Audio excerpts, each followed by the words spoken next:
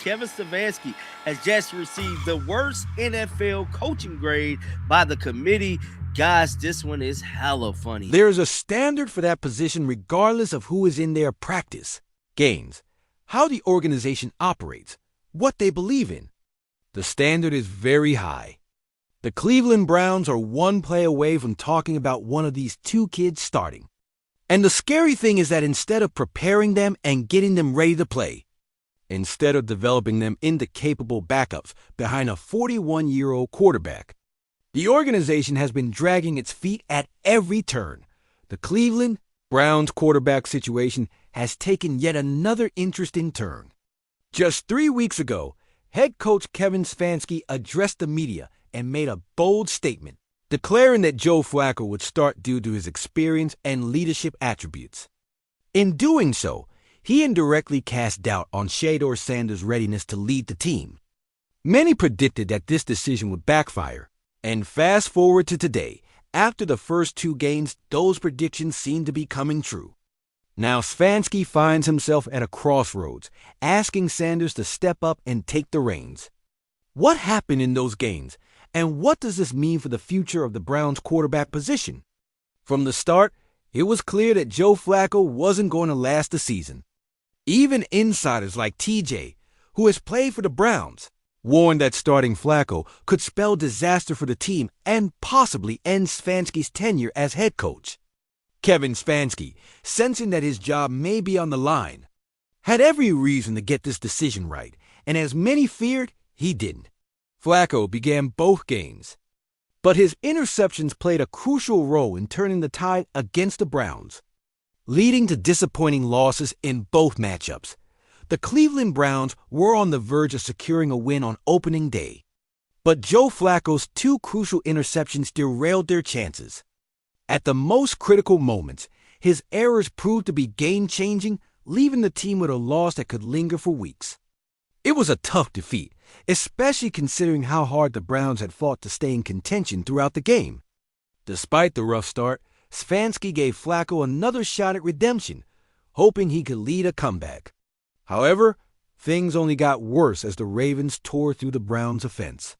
Flacco's performance was nothing short of a disaster. Sacks, missed passes, and turnovers kept the Browns on the back foot from beginning to end. His throws were consistently off, and the mounting pressure turned what could have been a close game into a one-sided defeat.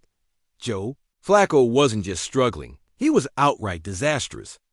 In a game where every possession counted, Flacco threw several interceptions, one of which left fans in disbelief.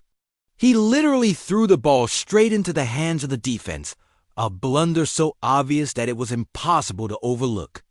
It wasn't just a missed opportunity, it was a gift to the opposition, a play that completely swung the momentum and sealed the Browns' fate.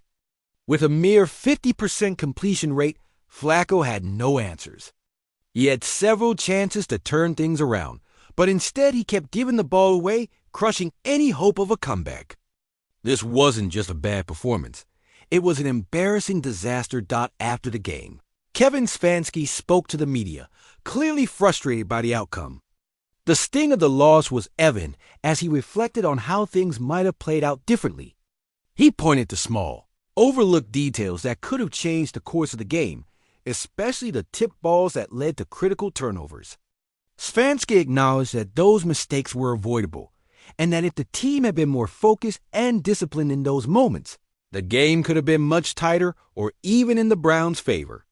He noted that DeAndre Carter was being evaluated for a concussion, that Denzel was dealing with cramps throughout the game, and that the team had given up 21 points via a blocked punt. He was, in his own words, very disappointed in the result. After the game, when the hierarchy pressured Stefanski, he decided to change his stance. He made it clear the team would be cautious about any changes moving forward, and hinted at the possibility that he was now willing to give Shedeur Sanders a chance, acknowledging, however reluctantly, that they needed to be smarter. Joe Flacco, for his part, acknowledged that he may not be the starting quarterback for the upcoming game following his rough performance against the Ravens. In his conversation with the media, Flacco made it clear that he was ready to give his best if given the chance, but that ultimately the decision lay with the Browns. He also alluded to the possibility that his time with the team could be coming to a close this season, recognizing that his role had changed. While still determined to fight for his spot, Flacco knew his future with the Browns was uncertain. As he put it, the only thing he could control was how he played, and how the team showed up every day. Everything else was out of his hands.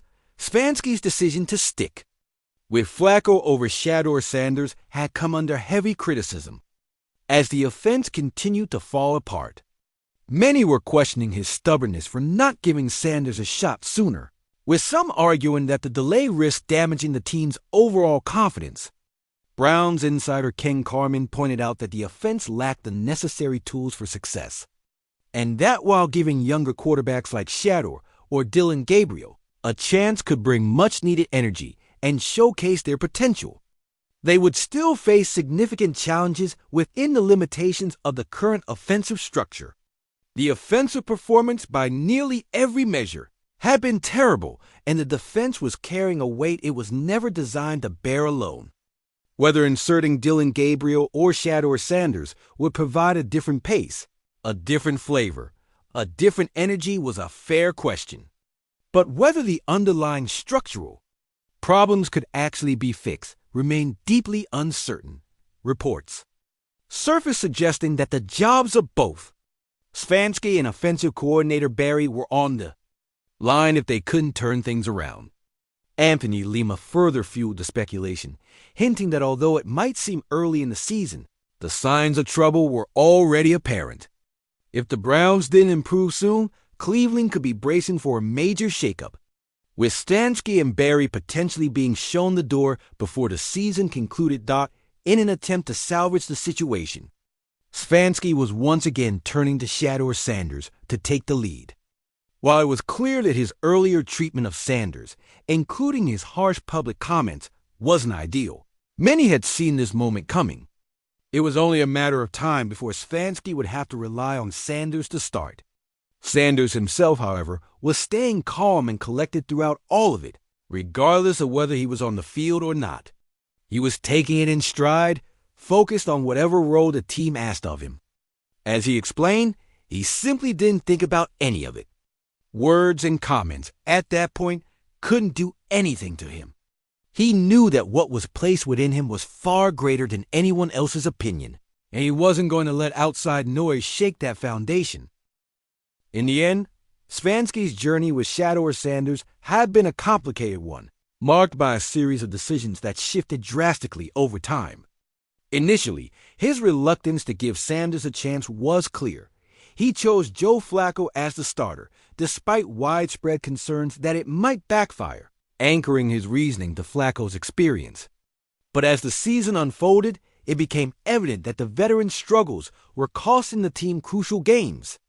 Flacco's turnovers and inability to perform under pressure made it impossible for the Browns to keep relying on him.